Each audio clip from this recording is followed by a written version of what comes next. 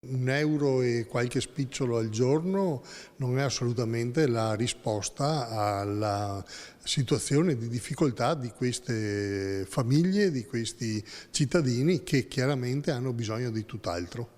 I cittadini a cui fa riferimento Mauro Visentin sono i 10.075 trevigiani beneficiari della social card che a fine luglio sarà consegnata ai residenti più bisognosi di supporto economico. Stando ai dati pubblicati dal Ministero sono 930 le card destinate al capoluogo della Marca.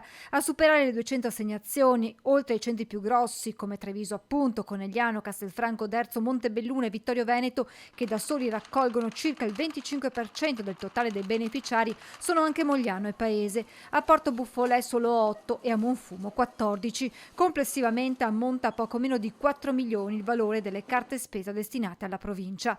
Per ottenerla non è necessario presentare domanda. I beneficiari infatti sono stati individuati direttamente da INPS, che ha inoltrato gli elenchi ai comuni, che a loro volta ne daranno comunicazione agli interessati, che dopo averla ritirata in posta potranno utilizzare i 392,50 € della prepagata per acquistare entro fine anno generi alimentari di prima necessità. Uno strumento, spiegano dalla CGIL, che privilegia i nuclei familiari con minori, quelli con ISEE sotto la soglia di 15.000 € annui, di almeno 3 componenti e che non siano intestatari di altri interventi di sostegno al reddito. Sembra che il governo abbia una visione distorta della realtà, dice Visentin, concepisce la composizione della nostra società come fosse ancora quella degli anni 50 del secolo scorso.